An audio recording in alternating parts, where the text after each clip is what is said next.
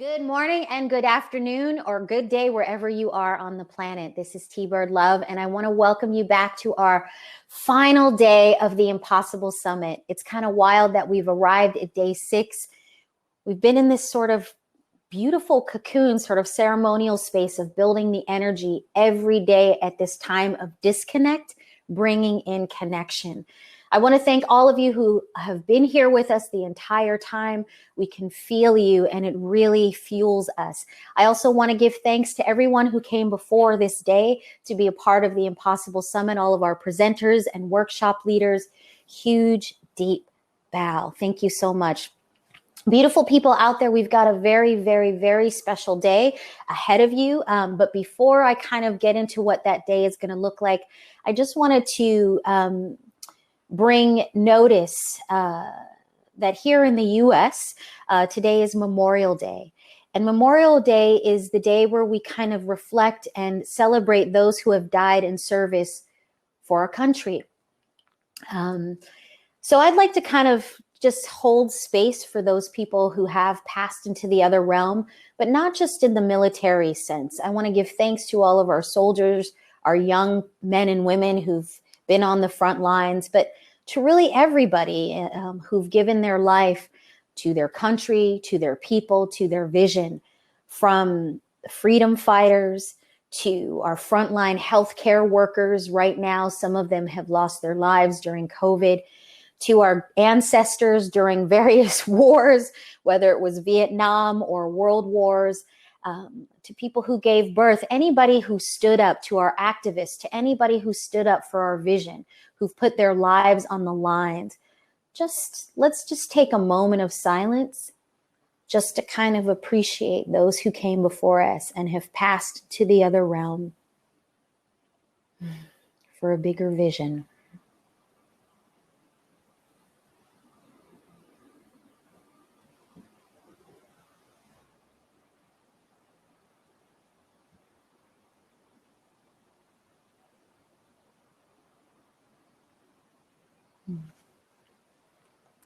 Thank you for that. Thank you for being with me to hold those people who came before us and moved into the other realm. Okay, my beautiful community out there. Here's what today is going to look like. So we have a little bit of a different kind of programming today. We're going to definitely start with our regular plenary with some amazing women who I'll introduce in just a moment. We're going to be talking about sparking the collective fire. But our afternoon sessions are a little bit different. We're not going to have presentations or workshops today. Instead, we're going to join together in a heart-sharing sort of brainstorm about, how can we step in more as change agents and support one another? What's in our hearts? And we're going to be able to do that with our participants as well as some of our presenters and workshop leaders. So we're all going to come together at our 11:15 Pacific time, regular time. And those sessions are going to be led by two phenomenal women, Mila Aliana and Celia Alario. And they've created a beautiful session for us to kind of unpack that. And then during our usual workshop time, we're going to be joined by our Indigenous elders. We're very lucky to have Edward Sparks, aka Ed Holy Pipe, Chanupa Wanka Hunka, Oglala. I'm going to say that again because it's worth saying slowly. We have our elder Edward Sparks, aka Ed Holy Pipe, Chanupa, Wakan Hunka, Oglala Lakota of the Red Cloud family of Pine Ridge, South Dakota. We also have Grandma Mona Ann Palanca. She's Hopi Havatsupai Tewa, elder founder of member of the International Council of Indigenous Grandmothers. And we're so lucky that we're going to be having them. They'll be closing out our sessions in a beautiful ceremonial way. So we'd love to invite you to those sessions to be a part of this sort of ceremonial sacred closing. Okay, so please join us there. Those sessions will be held on Zoom. So I will put the Zoom link in the chat in just a moment so that you can join us there. So those 2 afternoon sessions will be held on Zoom. Okay, everybody?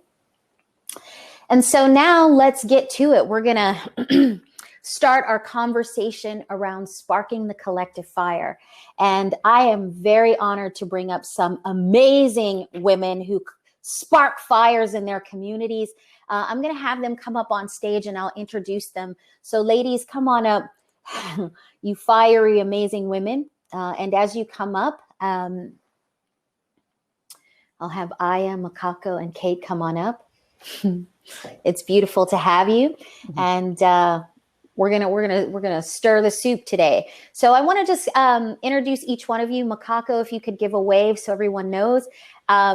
Makako is a beautiful woman in my life. I had the honor of meeting her last year, actually, in China. She came to China to share about Damanhur. And in that moment that I met her, I said, I'm going to see you in the summer. And I joined her in our eco design village training course in Damanhur. Makako Tamari, she's a Damanhurian ambassador, and she specializes in community building and inner transformation and leadership and conflict resolution. Thank you for your work that you do, Makako. It's amazing. She was president of the Global Eco Village Network in Europe and is now one of GEN's United Nations representatives. In her life, she's researched with passion how to regenerate our planet and human systems, from the music of the plants to living together in harmony. How beautiful is that? Thank you so much, Makako. Welcome here.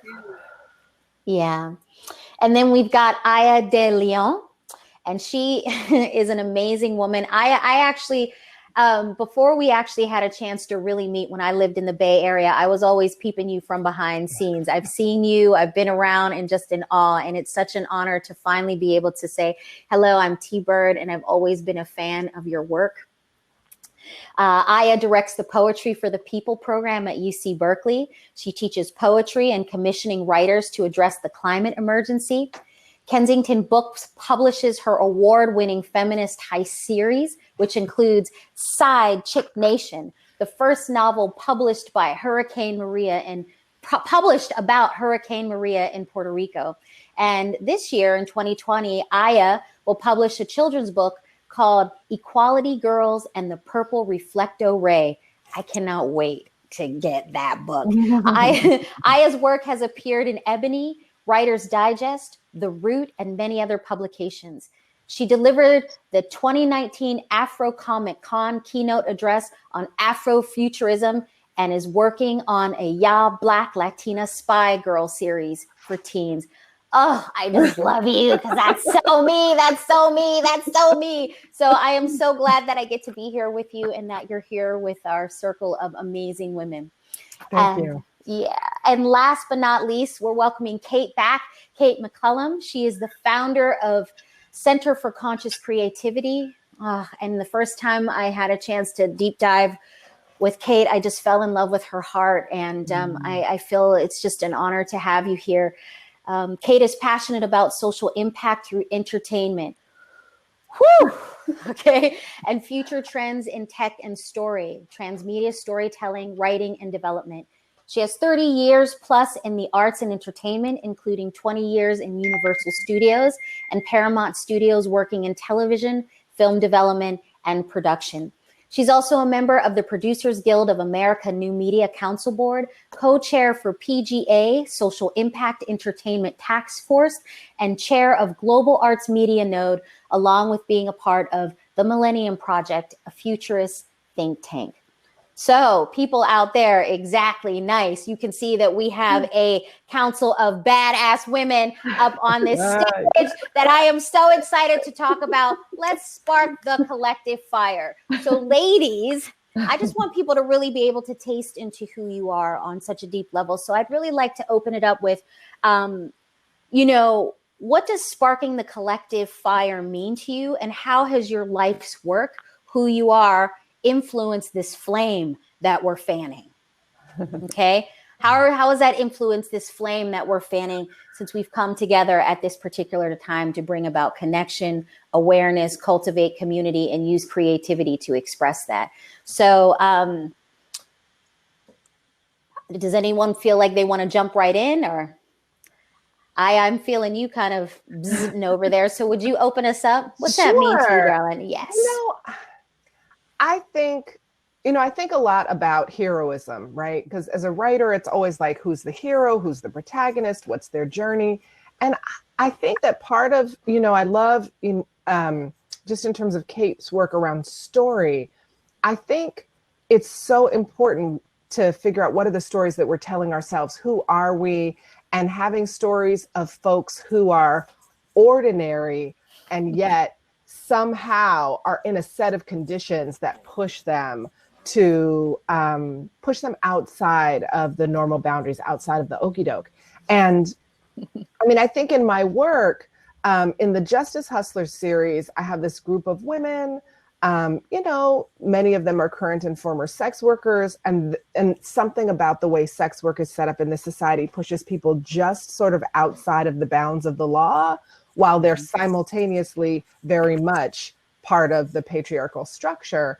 And yet there's something about that lawlessness that allows a certain spark of bad girlness. So, you know, this is a group of women, it's a heist series. So they begin redistributing wealth, right, from these corrupt corporate CEOs. And I think there's something about rebellion, resistance, stepping outside of the normal that we need to find within ourselves right now, because things are never going to go back to the way that they were.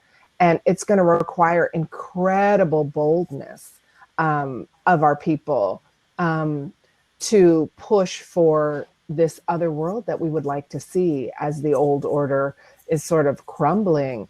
And so for me, I think it's just important to write those stories and then to spark those stories within our readers and listeners. And then the only other thing that I'll say that's been an interesting challenge for me around the Justice Hustlers series is it's in the publishing industry as urban fiction. So I think that that's the other thing that's critical too, is who's hearing our stories. You know, and one of the things that's been important for me in urban fiction is that I'm writing for a wide audience, but that audience very much includes poor and working class young women of color, right? And I think a critical thing right now is who are we sparking into action and leadership? And it can't be the same old usual suspects. We've seen how the responses to the COVID crisis have looked totally different where women were in leadership, right? So we need a whole new set of folks to be sparked to leadership, to be sparked to action, and to be sparked to manifest our visions in the world. Boom, stories, sparking the story within and telling a new story. That's what's up. Thank you, Aya. Makako, how about you? Well, I come from a very different world. I feel like, you know, one thing that I always felt since I was a small child, I wanted to change the world, you know, because I felt that there was something so wrong everywhere. I grew up in Germany, in a very, very wealthy Germany in the 60s. And it was just like everything was taken for granted and everything was set up. And still, I felt that there was so much there was a high level of ideals I grew up with, and then it just didn't correspond to what I saw. And so living in a kind of outside of the normal life since then, because I used to be a jazz singer for many years. And so, you know, jazz, very idealistic as far as music is concerned. Jazz musicians are always a little bit a snob as well, because it's just like the ideal and who cares for money and here and there. So, and then I met the eco-village world, the community world. And that was actually when my life really started to make sense, because I felt like, and I was touring in Japan, and I felt that I really wanted to live a life based on true values, with true people, with real people, where I could make a difference, you know. And so that was 28 years ago almost when I started to live in Damanhur. And Damanhur is one of the biggest communities, of the biggest eco-villages here in Europe. And living in community is something that, in a certain sense, is kind of, I feel like it's like a forefront of a different way of living together. Because living in community is something that puts you continuously on the edge. You meet mirrors in a positive way, and sometimes not. You have to really find new ways of living together, and also of leadership. because you cannot use old types of leadership that are top down.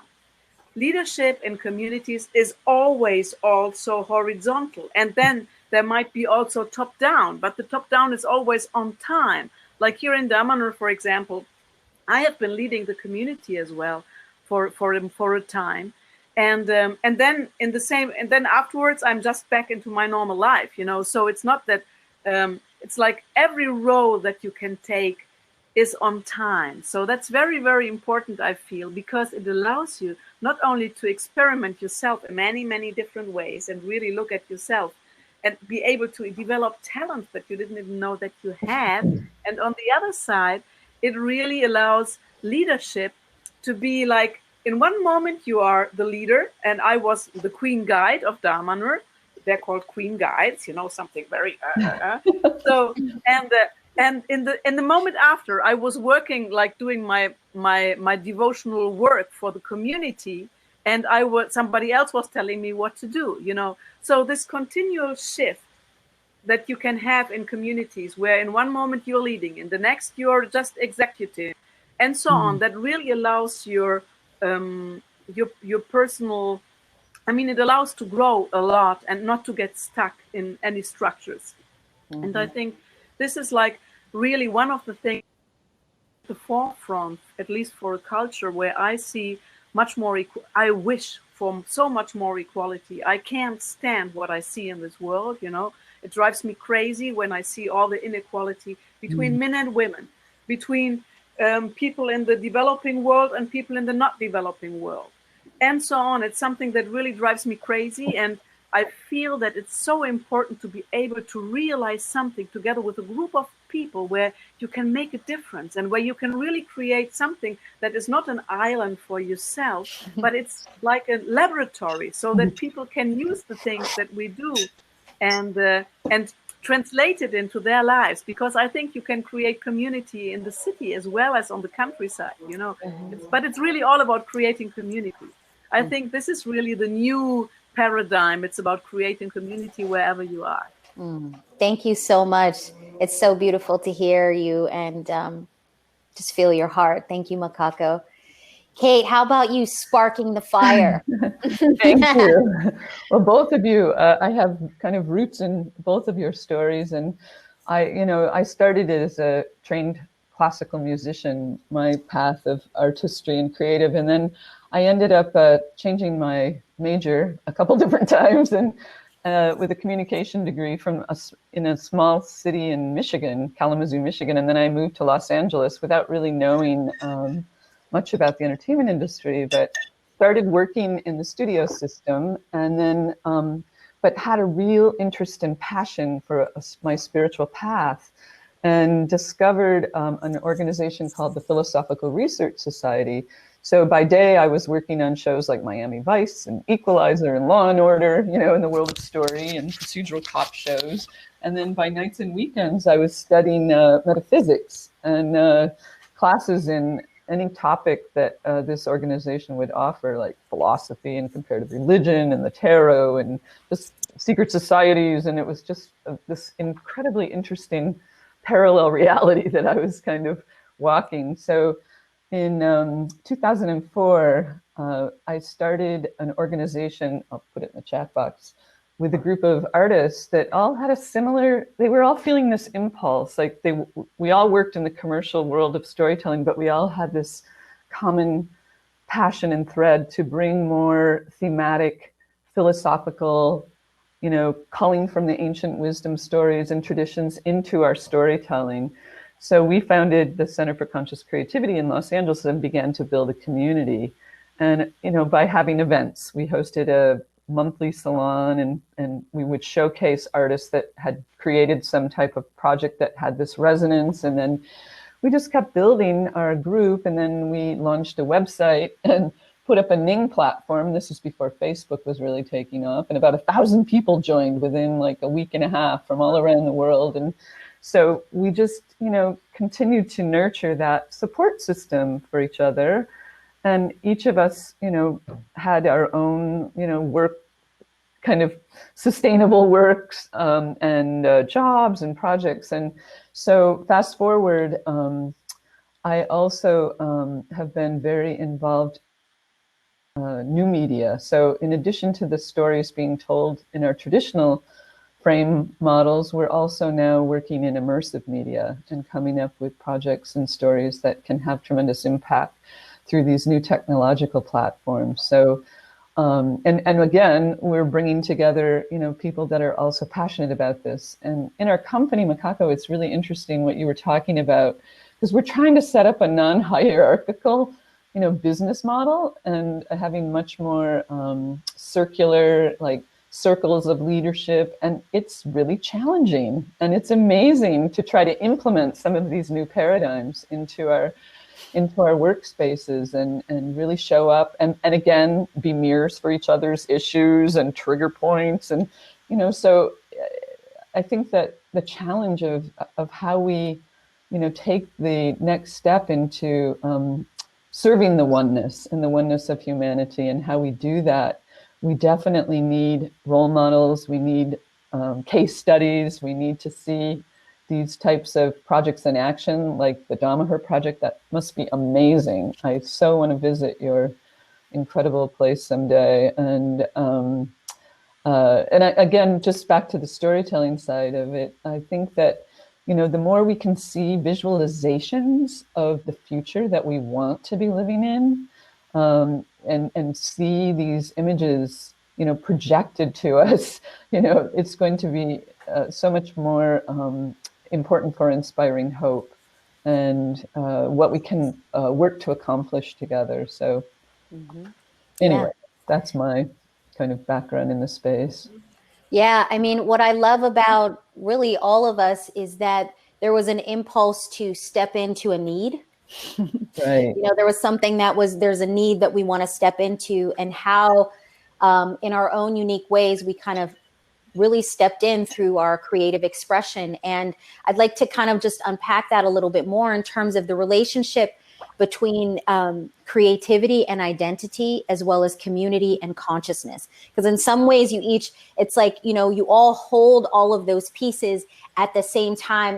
I am looking like in terms of identity, around creativity and that expression, and Makako community and Kate consciousness, though you all hold those pieces through your work, it's an interesting intersection. So I'd love to kind of just really look at the importance of being creative, because you're saying, it is interesting as we step into these new worlds. How do we create new forms of leadership? How do we inspire people who may not have seen themselves as if they matter or as superheroes? How do we create a new world, since for generations we've been like soaking up a sort of narrative that has kept us small in some ways?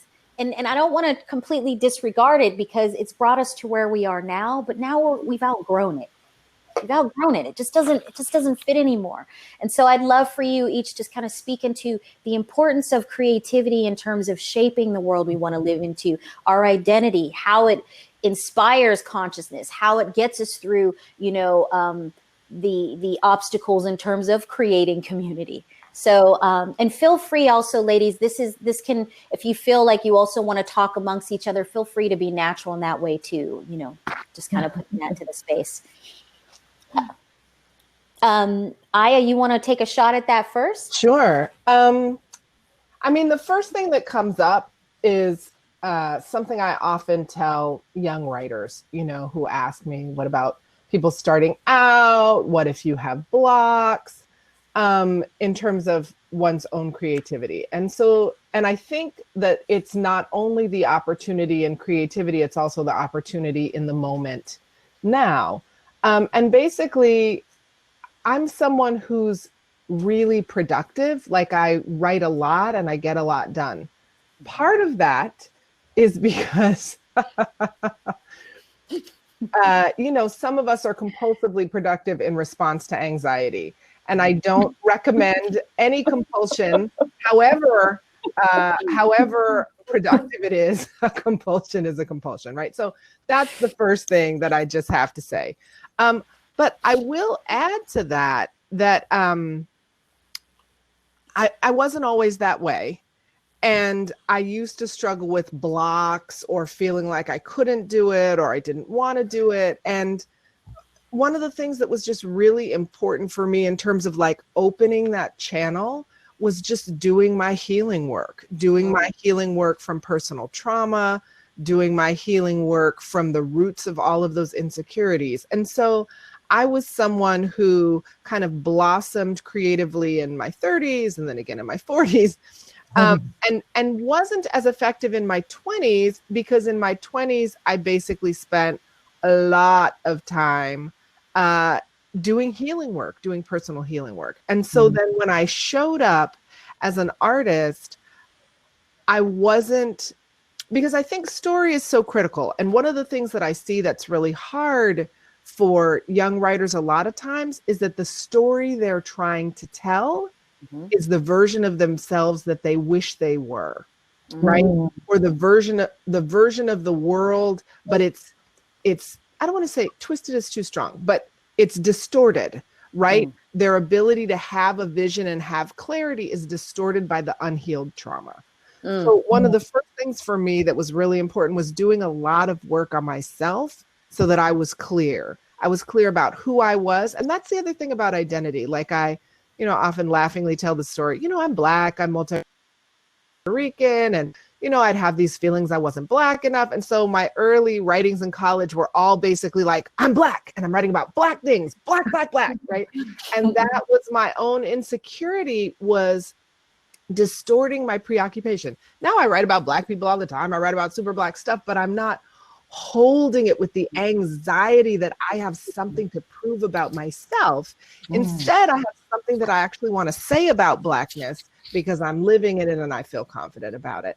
And so that is an example of just where it was really important to heal the rifts in my identity, so that I could say something authentic. And people, and then that having done that healing work, people respond to the work, right? Because it's grounded.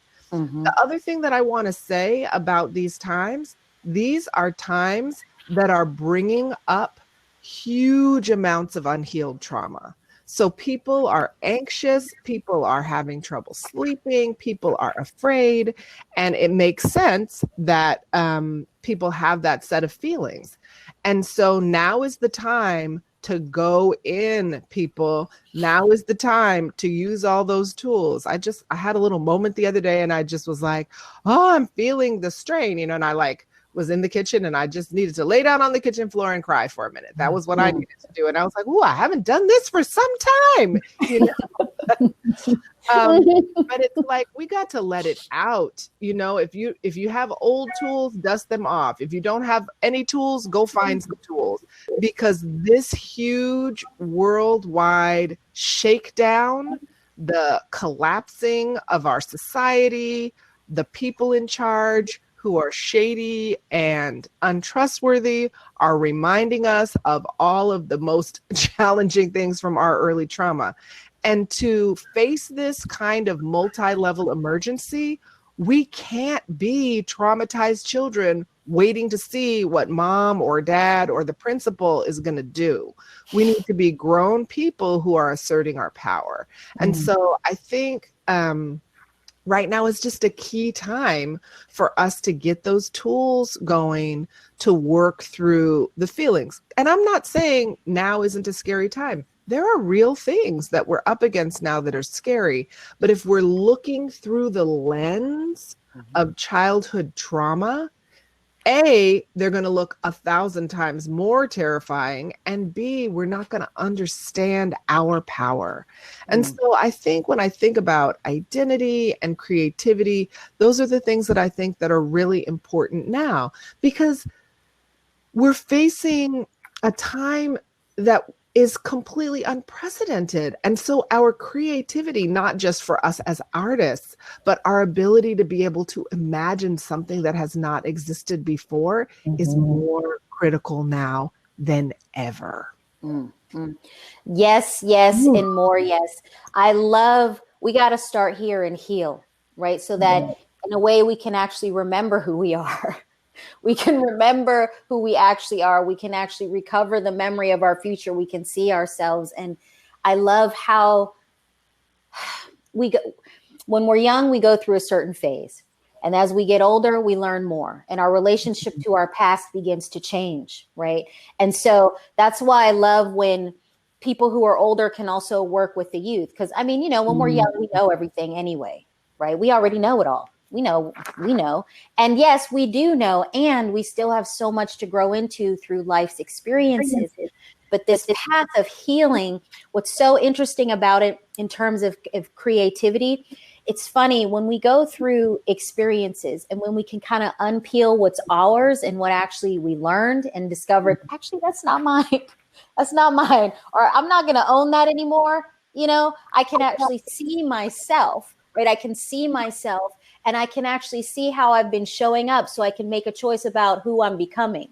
Right. And so then the creativity emerges out of there, whether you're an artist or not, these ideas spark, because then it's this beautiful integration of not rejecting oneself, but actually integrating all of our stories so that we can become whole and create this whole new body of work that is authentic. Just like going through, your story, Aya, when I was younger, I was like, black, black, black. And now it's like, Blackness, I want to celebrate Black. I can totally understand that piece because we no longer have to defend. We just need to be authentic. But it has to start through let's heal, let's go in, let's cry. It's okay to cry.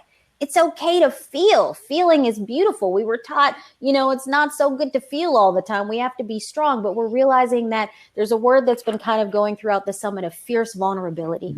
And what's so beautiful about what's happening now is we're all having to face our stuff.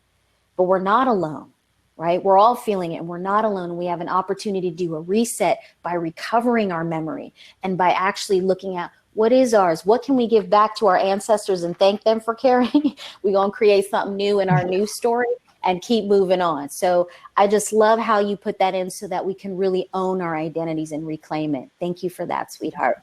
Makako, I'd love to hear about creativity in terms of community, because you've been in the community sector forever, and have dealt with all kinds of amazing, not only in Damanhur, but you've been working in communities in Africa and all over the world. And I'd love to hear your take in terms of the part about community and creativity and its relationship. Yeah, first of all, I would really like to say that creativity is, I think, at the base also of every kind of spiritual feeling that you can have towards life, because creativity is directly linked to life. Because life, first of all, is so creative. And actually, when we are creative, we are playing life and we are doing life. So we are more alive when we are creative. And I think this is something extremely important. And here in Damanhur, for example, it has been really at the base of all our creation of what we have done. Also, the creation of the temples have been created because we wanted to express what is inside, and not only for ourselves, but together with other people. So I think that the idea of creativity is really core to any kind of development of community or of the people. Creativity creates identity.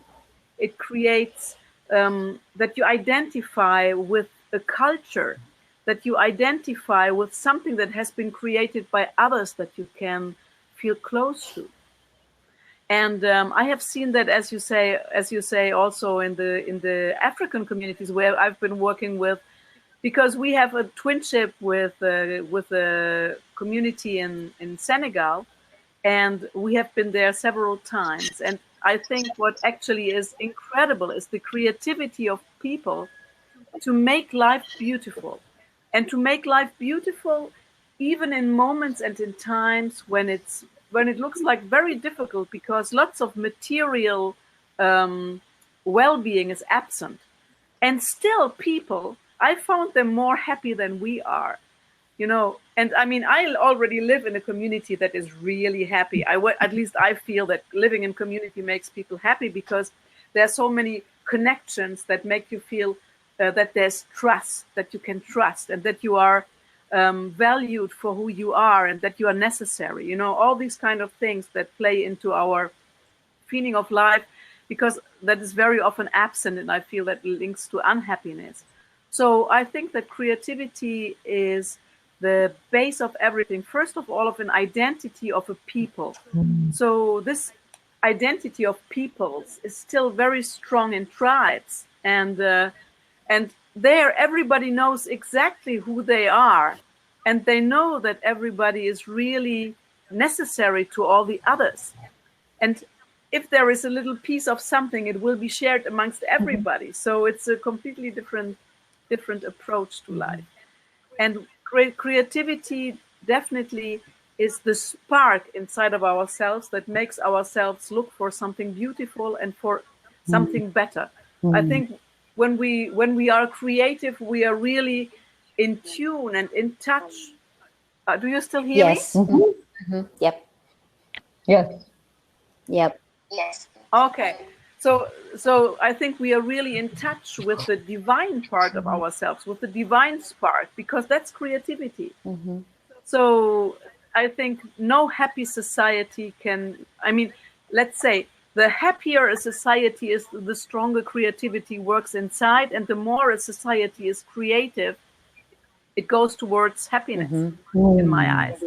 I love that. And I love that. And I love how, but are you guys hearing an echo? are you guys Yeah. Okay, so one of those reasons that might be happening is in case you have another tab with Hopin open where you're seeing the live stream, make sure you close that out. I've been learning so much about technology. It's been amazing. I'm proud. So in case if you have that open, ladies, please close that. Okay, back to what you said, Makako. You know, one of the things, I'm a huge advocate for creativity because it just kind of bubbles out. And one of the things that I just want to share out with all of us is that what I love about creativity is that it's a process. Just like learning who we are is a process, just like learning how to be in community is a process, and it's not always easy. I mean, relationships teach us about ourselves. And so creativity is messy. And it gives us an opportunity to be messy and to be exploratory. We can like really just mess things up, and it's okay, because everything is okay, because creativity is about, one, again, addressing a need, as well as problem solving, as well as excavating. And there's so many things about it that allow us to create our stories, that allow us to create a narrative that works for all of us, because all of our stories are on the inside of it. It's a way where we can also process our feelings so that we can come together as we mirror each other. And so that can help us lead to our happiness, because then we feel like we belong, and that we're seen, and that we're heard. And that's what I love so much about each one of your work. So thank you for bringing that into this space, Makako. And Miss Kate, like in terms of, you know, feeling all of the community identity, and I mean, you're working with, you know, consciousness, creative consciousness, and I'd love to hear your voice in terms of the relationship between creativity and consciousness and why that's important. Whew. I have so many chills from just being in this conversation and hearing all these beautiful perspectives. I think, you know, creativity is such an interesting term because we traditionally kind of tend to put it in the arts, you know, and creativity is a process that is universal. You know, everything is created. It's that impulse to manifest, you know, whether it's a moment or it's a city or it's a car or, you know, I mean, there's just such a fascinating kind of definition around that term that I think is so expansive. And when we talk about consciousness, I guess I would just put it in, I can only kind of give you my own personal definition of what that means to me, that then I think means maybe there's some resonance for others. But, you know, I was trained in this very in-depth meditation process and it was in a system called Nature of the Soul. And the whole concept was learning how to meditate so that you could access your higher consciousness, or the space of imagination, or, you know, where you could have that impulse. We kind of relate it to software being downloaded into a computer, if you use technology as a kind of an analogy. But it's like when you can get into that space of alignment to be able to access that inner impulse and then bring that forth into the world, That is kind of the simplistic version of it. And back to Aya's commentary about healing oneself, I think that the more you can heal your own inner, your physical, your emotional, your mental, your transcendent, perspective of the world, that channel gets more and more clear, and then you have this really resonant, harmonious, way to express what's coming through you. And we call this, there's a term we came up with, which is inner activism. So you have outer activism, which is like social cause, bringing awareness to topics and issues and challenges. But then that inner activism that we all need to kind of also pay mind to. And, when you talk about coming into your quiet space and meditating, that's what the planet's doing right now. It's really interesting that this particular situation is creating a space for us all to have time to, on a whole, be still and listen. And can you imagine how much prayer and meditation is happening around the planet, in this time and space? So I think that, on a micro macro level, we're experiencing this. And there's something in the terminology of the arts, like the National Endowment of the Arts, and I recommend, there's a really great paper out there called Creative Placemaking Centers. And I don't know if you've heard this term before. It was new to me just a year and a half ago. And, it talks about how it's so important to have places for creativity in cities and towns and in villages and, places where people can come together to explore their stories, to explore their expression. And this is something that we're very interested in supporting as well in our company and the work that we're doing. But, and Damaher, my gosh, look at that. That's just living in a creative place, a placemaking space.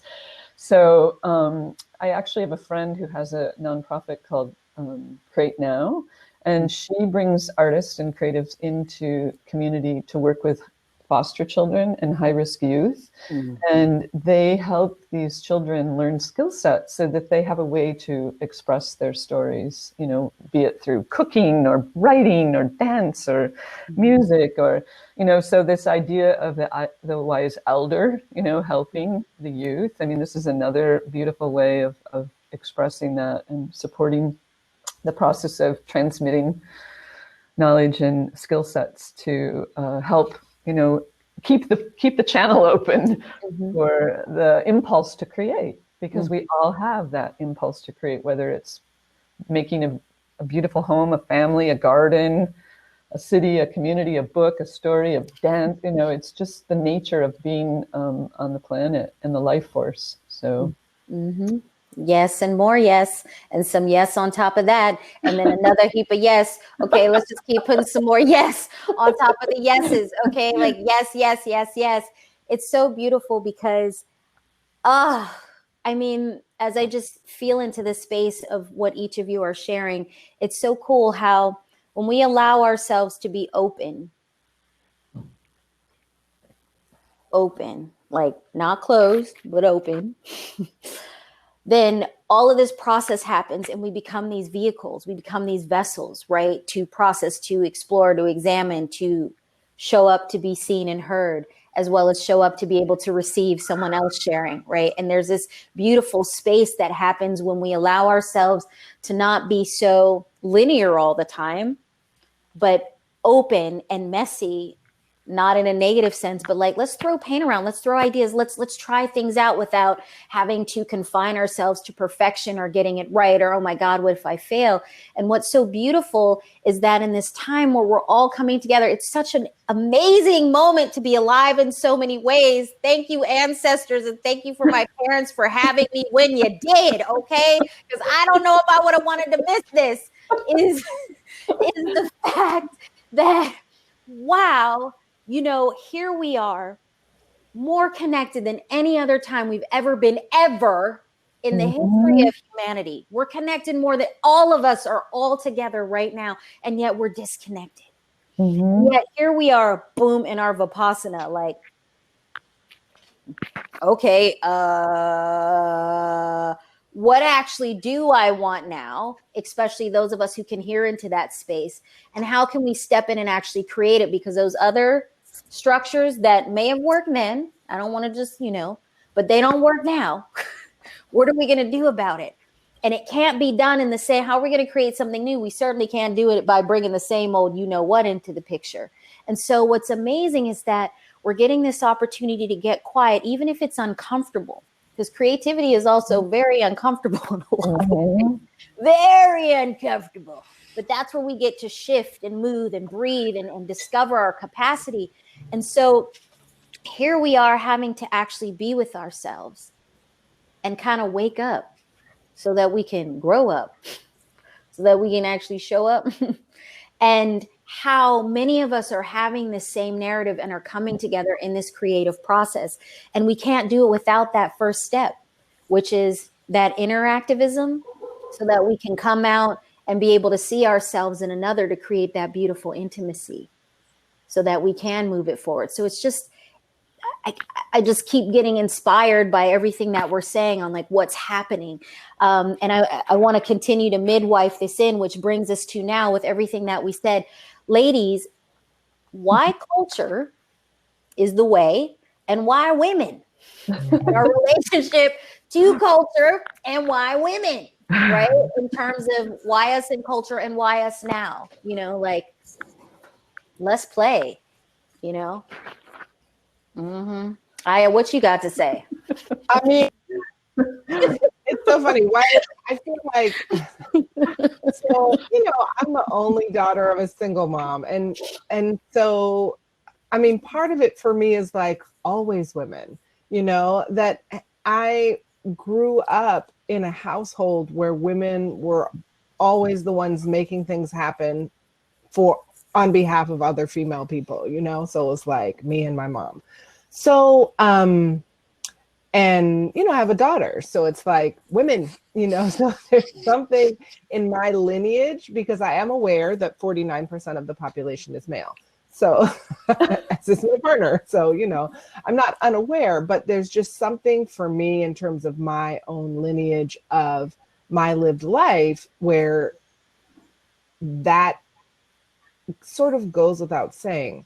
At the same time, part of being a feminist and being an intersectional feminist is understanding that patriarchy is deeply, deeply at the root of all social inequality, and that the contradiction of female leadership, the contradiction of putting women in the center, the contradiction of supporting women's thinking and creativity is very much what's needed to interrupt all these levels of crisis.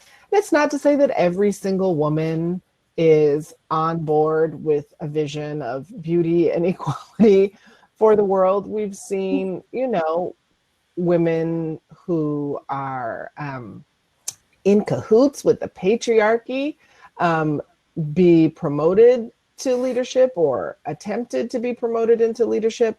But I think that the subjugation of women is very much at the core of everything that's wrong. And so the leadership and authentic and supportive women's real power is clearly the antidote. And, there's just something else I have to say in terms of creativity and story. So as a novelist, and now I'm sort of tiptoeing into the process of writing for screen as well,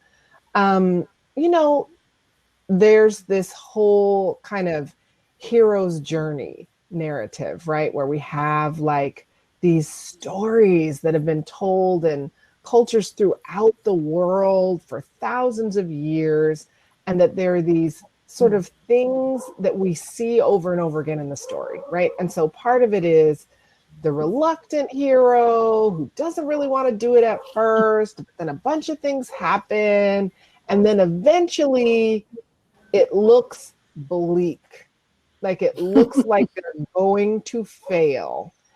And in that moment, the people have managed to fight some exterior obstacles, But there's the final obstacle is the internal obstacle that they don't believe they can do it. Mm-hmm. And that something happens, some ancestor, some piece of wisdom, something comes, and folks figure out actually we can do it. They stop turning on each other and attacking each other. They figure out that we can do this, and then there's this big battle. And apparently all over the world, people have been telling this story for thousands of years. And I believe that people have been telling this story because this is the story of humanity. And this is the moment. This is the moment where it looks like we might lose, whether that means to fascism taking over the United States and the other places where it's getting strongholds in the world, whether that means, missing this critical opportunity to shift things for the climate crisis and hitting certain tipping points, whether it's, there's so many levels of crisis. We're basically in 4 crises: an electoral crisis in the US, and it has huge impacts for the world. Electoral, COVID, climate, and our economy. We're in these multiple levels of crisis. And a lot of folks don't believe we can do it. And the truth is that the power of the people has never been stronger. People absolutely can change all of this, but we have to believe that we can do it. And we can't fall for the powerful forces that have convinced us that we're weak. And this is the moment. And I just choose to believe that we've been telling ourselves this story, that part of our creativity worldwide has been us telling ourselves and each other this story because we would need the story now. We need it now. We need to believe now that we can do this.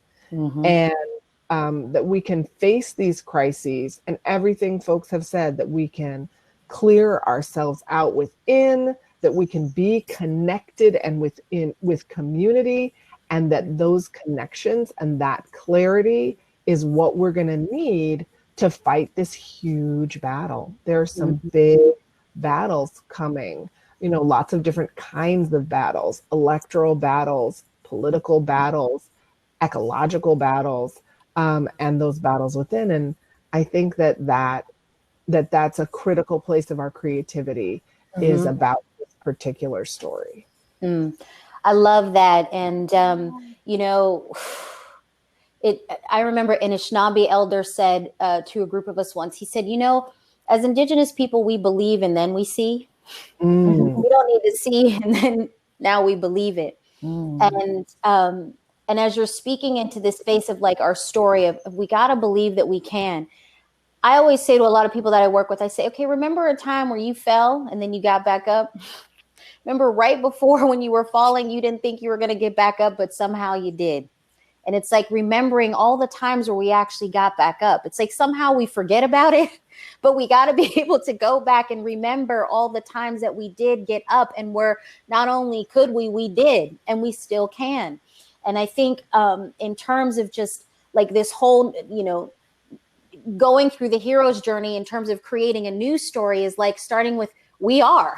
Yes, we can. And we are actually. This is the new hero's journey. And something that I love about what's happening with women just in general is we're going through this phase of Barbara Marx Hubbard, who's passed now. She always used to say the evolutionary woman. Right. Is a part of this whole thing of like evolution. Crisis is an evolutionary driver.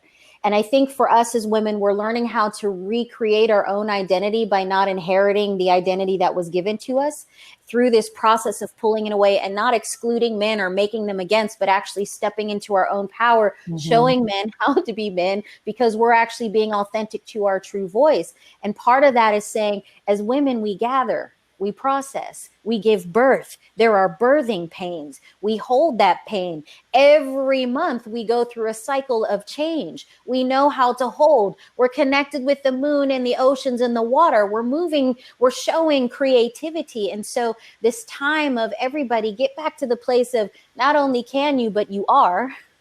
and remember that we're in this process, and why I think it's so important, women in culture, because culture has such a strong hold on our identities.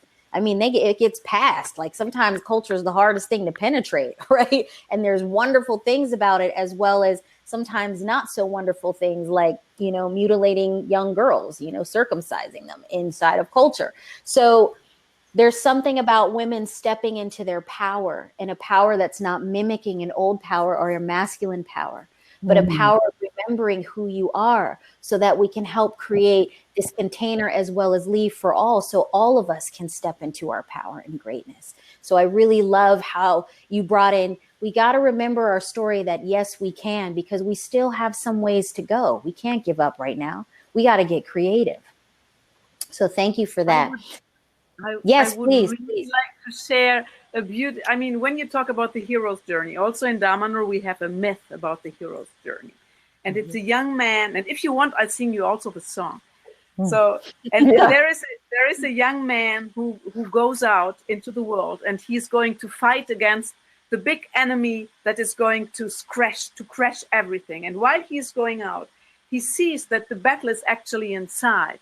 But at the end, in order to be able to win, he realizes that the only way is to integrate the female part with the male part inside of himself. And only in that way, so it's the female coming in who is going to that makes him win. So this is so in tune with what you just said. And the song, it goes like this. I just sing a little bit. It goes like this. Mau barila ng sal olam imar los olhos como tuaki kaumatnete talauka rei mate kau asada et matai baka Edmar, Edmar, Edmar,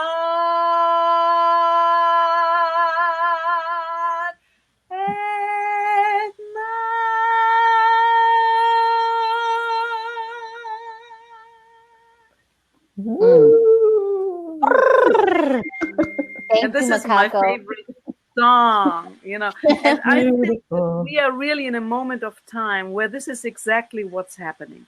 I feel that also through the COVID crisis, you know, it's really like the first time the whole world is affected by something. The whole world is locked down and has to think, has to look inside. We are a little step ahead of all you in the United States, like 2 or 3 weeks ahead, you know. So we are now starting to opening again, and I'm almost afraid that things start to go back to usual before. But I don't believe this will happen, because this thing leaves a scar, and people have realized in this time of lockdown what really matters to them. And this is so important, because we have to go what really matters. So people have realized who they really care for, what they really believe in, what they really want to do. And I think that also the fact that so many people are realizing that the world cannot continue as it has before. It cannot continue in the same way. It's impossible. I mean, we have been there with climate change, and it almost looked like the COVID-19 was covering all the difficulties that are linked to climate change, and we forget about it. But that's there, and it's going to happen. I mean, in the next years, we are going to have millions and millions and millions of climate refugees here in Europe that are coming from places where it has not been raining for the last 15 years, and all the aquifers are exhausted, you know. So it's really, we are really living in a moment of change, also of this world. And so this is a moment where people, I think there is a general awakening happening, and I hope it stays with the people. I hope it sticks. And what is so important is that we really create a critical mass who is realizing that something is going on, so that we can get out also of this. Because, you know, also now with the vaccines, everybody needs to be vaccinated. But this is, I mean, I believe that there are many other ways that can help against COVID without vaccinations, because I think that the vaccinations are not good anymore in the moment the COVID changes, and so on and so on. We all know that.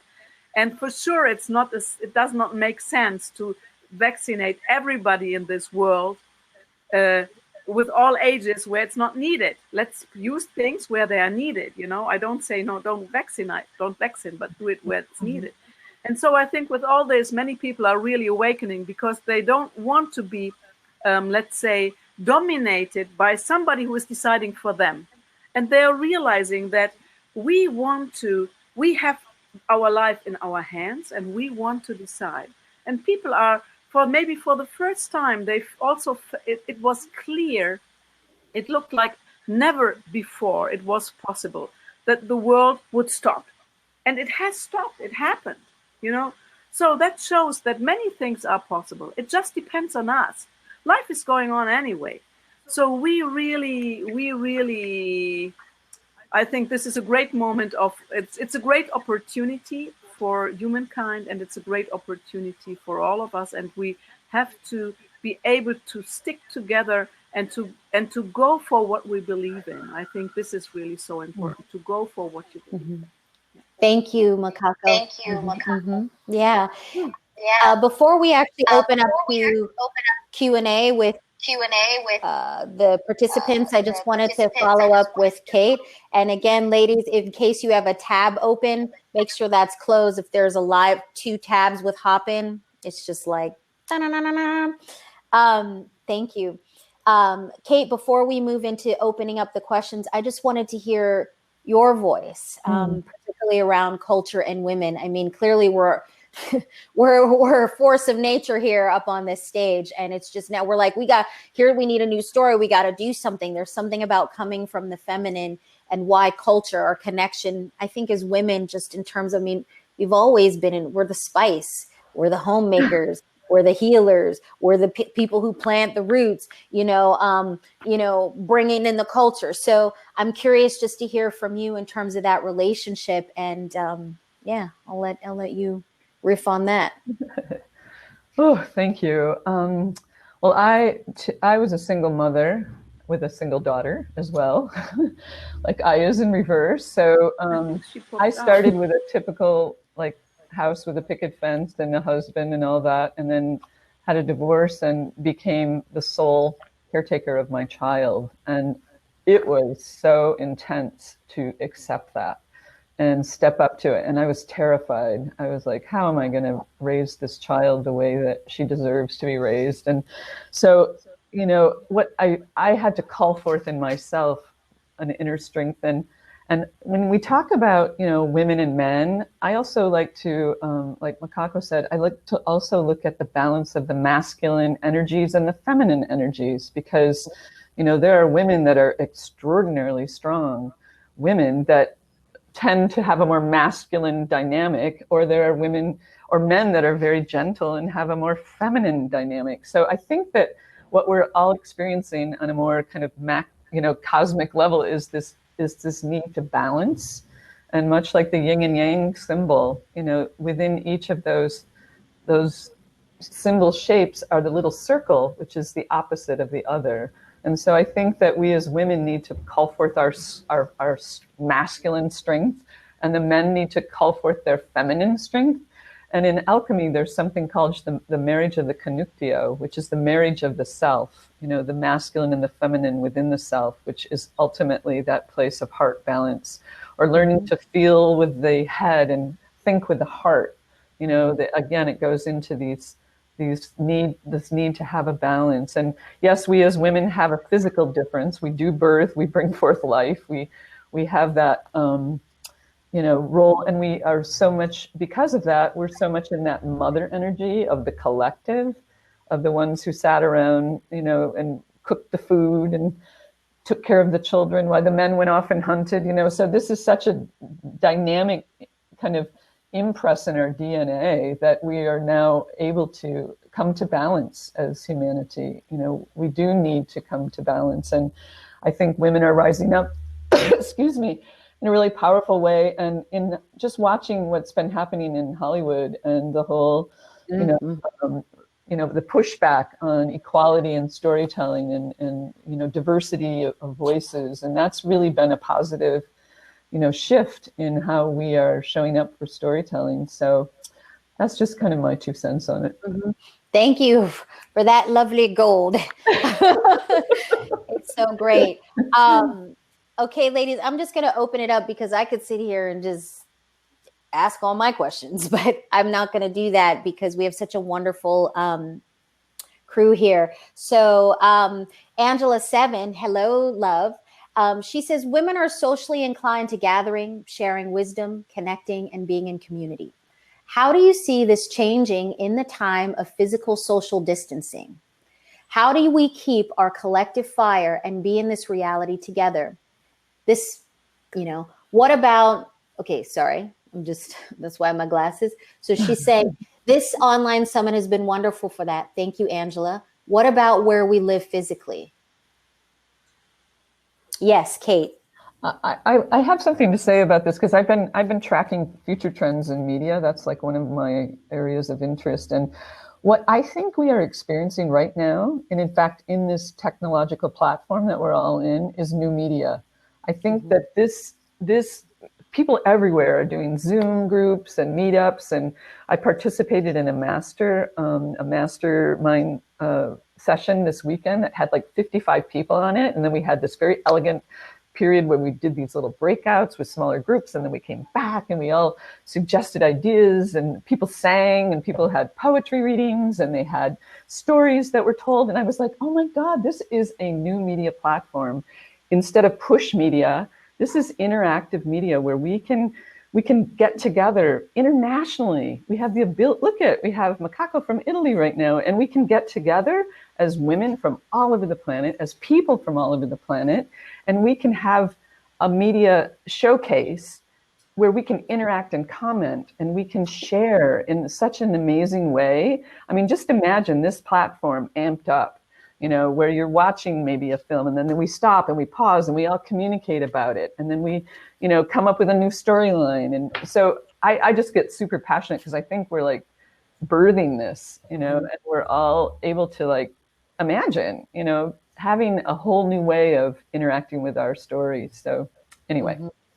I love that too, and not making an either or thing, because right. I'm not really willing to give up the fact of being live with people and touching them and gathering and hugging. That's my jam, as well as I'm not resisting being creative and exploring and not necessarily getting it right. Like the whole Impossible Summit was about the emergence of our creativity and bringing us together just to explore. It's not about getting it right. It's about being available and seeing what happens. So it's all about this process of learning these new ways of reading and writing and communicating so that we don't get left behind or be in the dark. It's about being able to engage and to be with one another no matter what comes about. So I love how you bring that in and how, it's not an either or process. Ladies, did anyone else want to speak into that question, or shall I move on? I'll just say, go ahead. And then I got a little something. Go ahead. I also think that it's very important to use all kinds of communication. So now, as I said before, we have started our lockdown on the 5th of March. So that's a long, long time. And I have been working online all this time, every day online, sometimes meetings, meetings and meetings and meetings. And that's great on the one side. It's really amazing and it's great.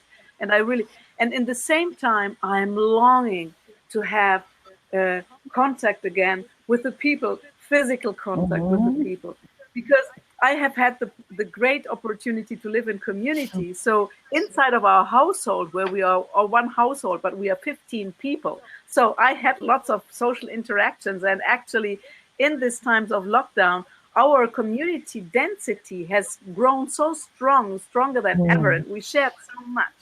And I really think that it's about sharing. It's about sharing wherever you are. It's about sharing, because it's all about sharing. That's the connection, So I really think that we need to use all the channels that we have, and really, as T-Bird says, be creative in order to create the best communication we can have and the most communication that we can have, so that we can really go on in communication. And I think that the social distancing will not be forever. So Thank you.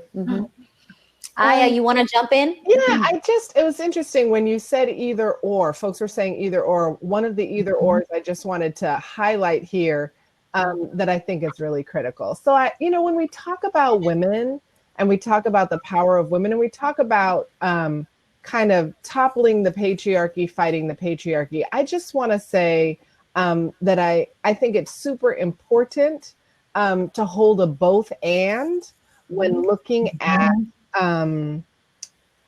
gender, right? So there's this category of people who were set up to biologically reproduce in a particular way, who have been called women for a really, really long time. And that's an important category of folks. And in our contemporary society, we've had a real gender revolution where we're understanding gender beyond what people's biology is. And there are so many different ways to resist and subvert patriarchy from different locations. So I just think it's important, when I say women, it's an inclusive version of women, and not everybody born in a particular biology identifies as a woman, trans folks, non-binary folks, but also that actually, when we talk about we need everybody, patriarchy, we need everybody to be on board with that project, including cis men who actually are also not winning in patriarchy. I mean, I think that's one of the biggest lies of patriarchy is like, this is going to go great for you, dude. Then, healing over from heart attacks. It's Memorial Day being sacrificed as cannon fodder in war. Patriarchy is not going well for the 99% of men, right? Like you have a very, very small population of men at the top who are like, woohoo, I've got all this material wealth. And if we look at their psychology, they're not actually doing well either. So actually it's working for nobody. But I think it's just really important because I think these things can be set up oppositionally, either or. And the truth is, it's really critical that we have leadership from outside the lens of patriarchal privilege. And there are a lot of people outside of that lens. And it's also important that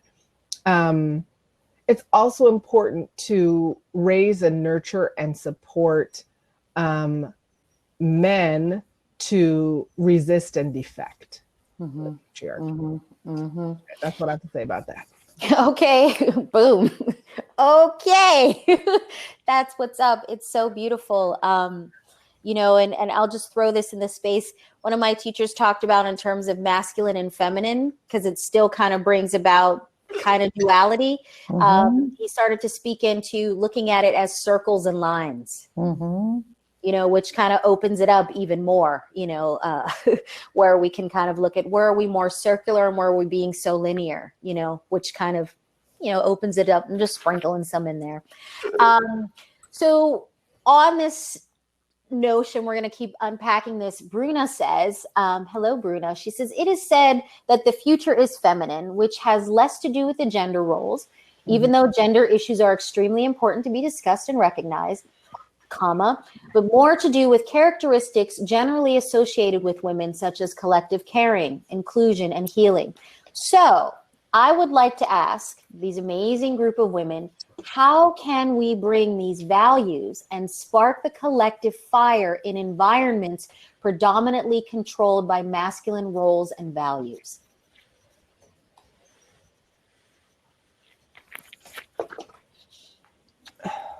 I mean, one of the things that I think about is when we talk about the feminine and the future is feminine, one of the critical things about feminine leadership is, or female leadership, or the leadership that we think of as feminine, is really leading from the perspective of being able to think about everybody in a community, right?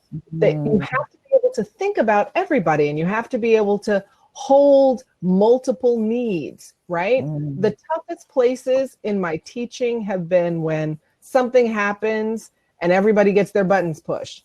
And this group of people, in order to feel safe, needs X moving forward. And this group of people needs the opposite of X, right? And how do you move forward as a group? Everybody's triggered, right? Those have been the places that are the biggest challenge to my leadership. And I think of my leadership as feminine because what if nobody's wrong? What if we hold that people have different needs? What if it's going to take a while to move forward? But what if we have, are thinking about everybody's needs? And I think that comes up for me and my family, but it especially comes up for me as a teacher, because when I'm teaching people, even the person who just made a mess and a mistake and did something wrong or shady or whatever is still one of my students, and it's got to be a teachable moment for them too. So I think when I think about the future as being feminine and feminine leadership, it's leadership that can think about everybody. And what's interesting is a more traditionally masculine or toxic masculine leadership is a leadership that's only thinking about myself, right? So I might be looting the coffers of my nation to enrich myself and my lineage and family very narrowly. And yet it's interesting because I think that in order to move ourselves forward, part of what women and folks with female socialization need is a little bit more of that traditionally masculine or sometimes toxically masculine energy, because otherwise we're up here thinking about everybody and not thinking about how do we push ourselves and our careers and our leadership forward. We have to have some part of us that's saying, I want to do that. I want to be in charge of that. Or I notice with artists, like, yes, I wrote a book. I want to get it out there, that there's something about fighting for ourselves that is really critical in this balancing. And that's what I say about that. Boom.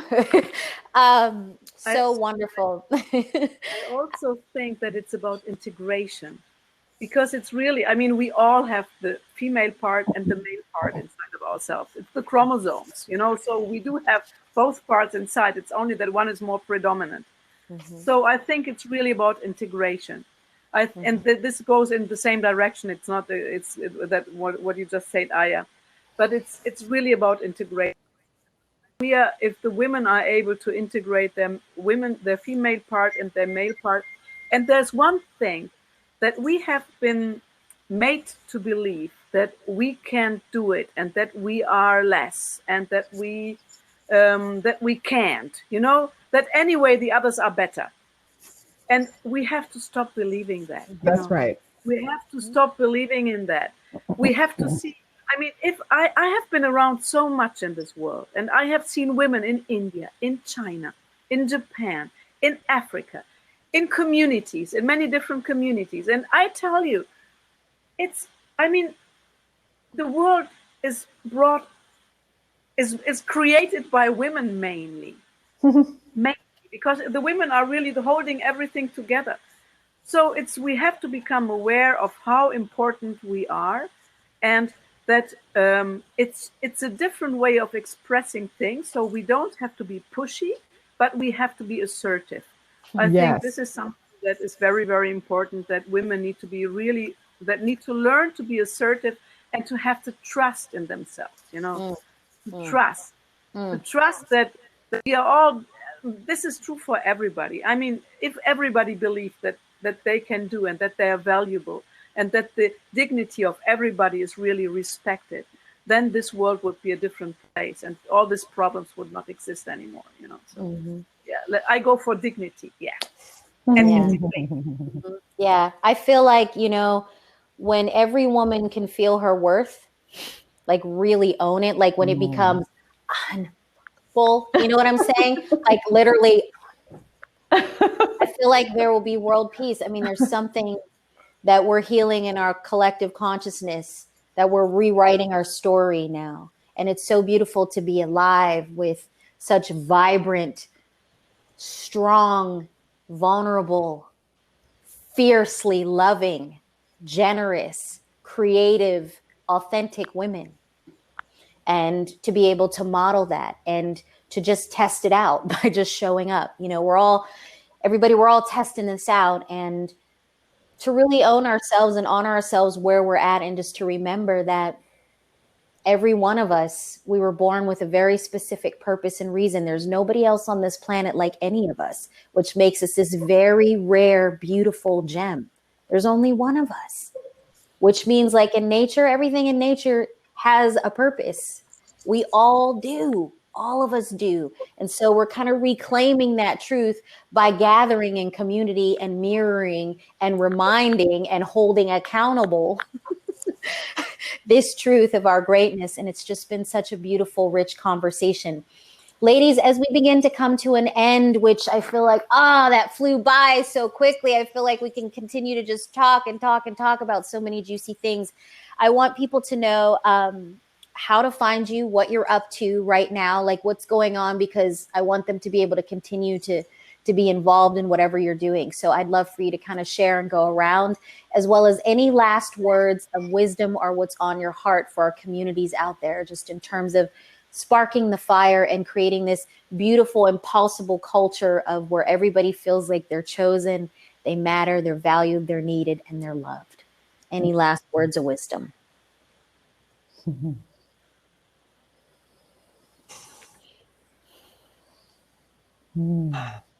I mean, one thing that I always say in terms of creativity is this: if you've ever had like the fleeting thought that you wanted to do something, you do, and you should follow it, right? So whether that's write a book, run for office, make a movie, whatever it is, I believe that. Thank you for that medicine. Mm-hmm. And I also wanted to add one last thought too, is that, oftentimes I think the intuitive way of processing is sometimes pushed aside in business meetings and conversations that are in the more structured business spaces. And I really feel like learning to honor the intuitive gut feeling and trusting that versus having everything data driven and, this is going to sell because this demographic is, has this many people in it. And they, I think having more respect and regard for intuitive knowing and learning how to honor that as well in our business culture, in our work cultures and our organizational cultures is an important next step as well. Mm-hmm. Mm-hmm. And I would like to add that one thing that is really important for everybody to understand is that we are all linked to life. We are all part of life. So life is everywhere. And if we are here on this planet Earth, we all have the right to be here in this exact same way. And I think this is something that if we could really make it sicker inside, a lot of our creativity would come out in a natural way and in an organic way. Again, yes, and more yes, and some more yes on top of that. Follow what feels good to you. Do what you love. Just get out there and do it. Don't worry about mistakes. Follow your intuition. Learn to hear your own voice and tell the difference between what's actually your voice and what's a different voice, right? Open up to the element of surprise, right? Surprise yourself and know that you're connected. You're not alone to everything around you and all that is. And that 9 times out of 10, we feel in the same way, so don't feel alone. Everybody, as you can see in the chat box, we've got Kate and Aya put up their information on how you can find them. I'm so excited about Equality Girls and the Purple Reflecto Ray. That sounds awesome. I know, it's so great. And Kate, oh my God.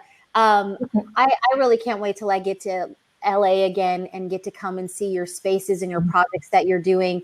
I know, Makako, you're also doing a lot of lessons and classes.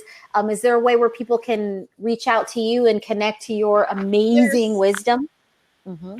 Oh, thank you so much. Just look at my Facebook page, Macaco Tameriche, life coach for meaningful relationships. And I can put it here in chat, but I don't know whether it's going up or not in this chat. Okay, if you put it in there, I'll make sure I'll copy and paste it and get in there. Ladies, boom, okay? Just boom. It's been such a delight this morning to be in your divine presence.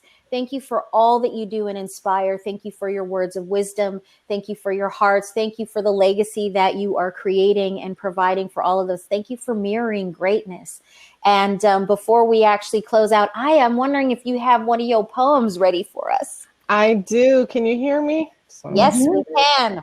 All right. So this is an abridged version because I know we're running at the end. It's called Testimonial. Have you ever seen somebody wake up? Round marble rolling beneath the eyelid just before lashes blink apart. Young people leading the planet in rising from slumber like sea levels. And Latin America got land masses murmuring, turning over in their sleep. Because as our indigenous elders teach us, what is good for the planet is good for the people, even if it isn't good for the corporations, which are not people. Scientists tell us we only have a short time. But we came to tell dirty energy profiteers that they only have a short time. Tick-tock, motherfrackers. And I know some of us feel in despair, but I have seen the impossible.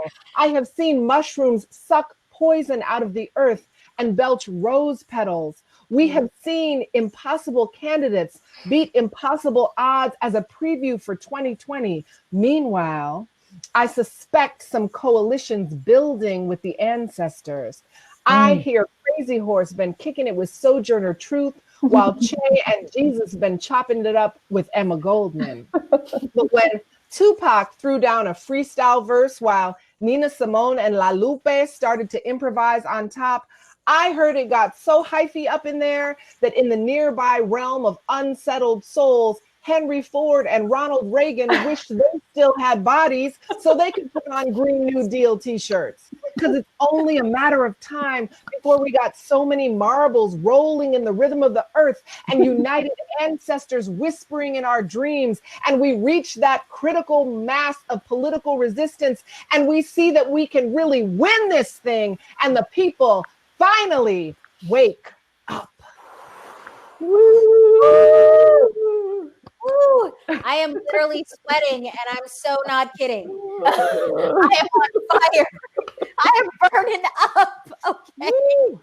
Oh, I love us. I love us. Thank you. That is a great way to spark the fire. Thank you so much, Aya. Thank you, Kate.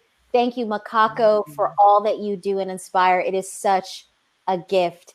And everybody out there, thank you for the great questions, ladies. I mean, people are like, yes, yes, woo! Yes, thank you. I needed to hear that. Thank you, everybody. There's so much goodness in the chat. Thank you for joining us. And ladies, I look forward to convening with you again for so many reasons. So much love and light on you. Thank you. Thank you for hosting us. Thank you so much for all the work that you've done to create this and for all the other people that have been part of this incredible endeavor. Yes, it has been an amazing process of unfolding the impossible and just showing up with authenticity. We're putting medicine in the system, everybody. This is the spark, you know. This is just a spark, and it's all so beautiful. And by the way, before we close up, again, everybody, I put Macaco's Facebook information in the chat. And then this afternoon, instead of us having our presentations and our workshop sessions, instead, we're going to meet as a community with some of the presenters and workshop leaders. Can you guys still hear me in the chat, or can you guys still hear me? Okay, I'm going to refresh real quick. Everybody hang tight. Everybody hang tight. Hang tight, hang tight. Hang tight. Hang tight, hang.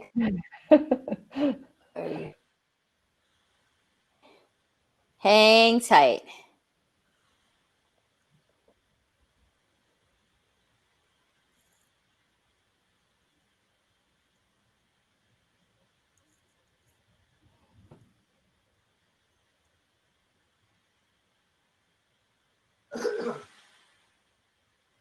I'm so excited. I'm getting the stuff out of the chat. I'm like, let me make sure I've got Kate's website. Let me make sure I've got Makako's Facebook, although I'm not really a Facebook person, but I'm like, that's all right. Hey, Get the okay. information. Hey, Okay, see, can't stop, won't stop. So I just wanted to say that later on, who is right? We're going to be having our little heart sharing brainstorming session during our presentation time, starting at 11:15 PT time. And that's where we're just going to kind of gather up and unpack what's in our heart and use our imagination for what's next. And then for our workshop sessions, we're going to complete that. That'll start at 1:30 PT time.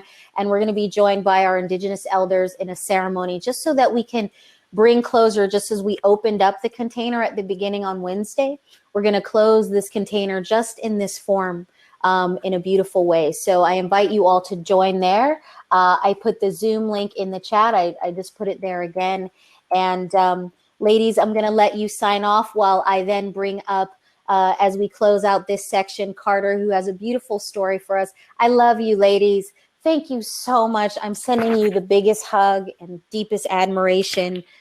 It's been an honor being able to share this space, and as well as this final day leading up to here with you. It was just like perfect. Yeah, thank you so much. Thank you so much. Yay, yay.